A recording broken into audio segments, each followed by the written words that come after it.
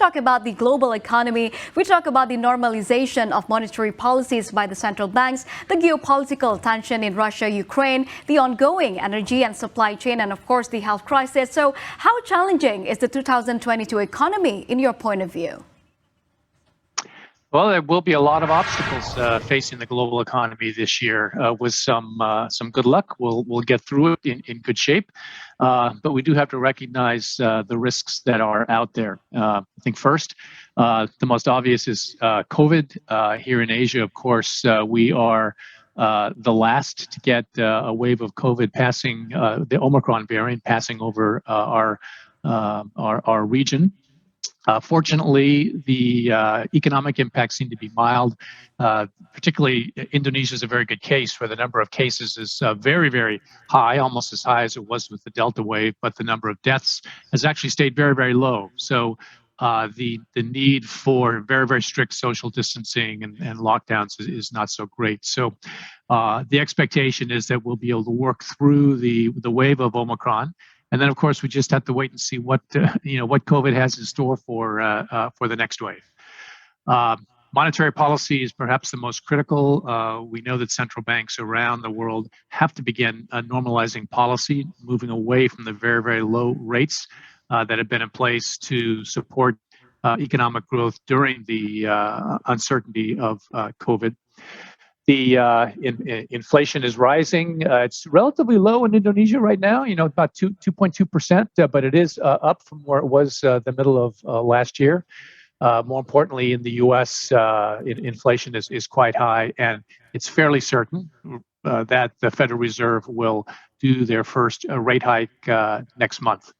The real question is how often and how quickly will they be raising rates?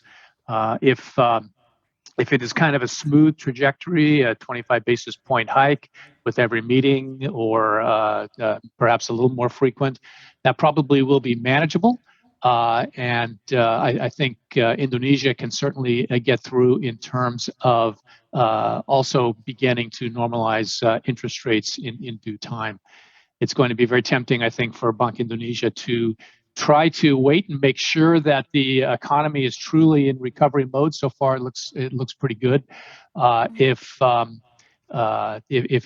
Fed raises interest rates by only about 25 basis points in March, perhaps Bank Indonesia can wait a little bit. If there's a faster rate hike, if it's a 50 basis point rate hike in March, Bank Indonesia may feel like they may have to move sooner to manage the value of the rupiah, potential capital outflows, and such.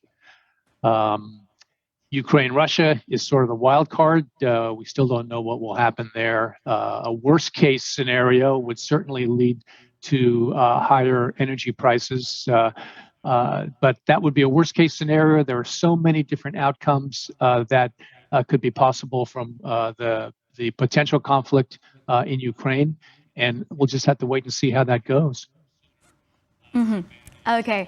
Steve, let's talk more about the pandemic. We're seeing the third wave of the COVID-19 pandemic caused by the Omicron variant in the country, where the cases reach a record high of around 64,000 cases. So how do you think this third wave will impact our economic recovery progress and also the global economy? So it appears pretty clear that with each wave of the coronavirus, that the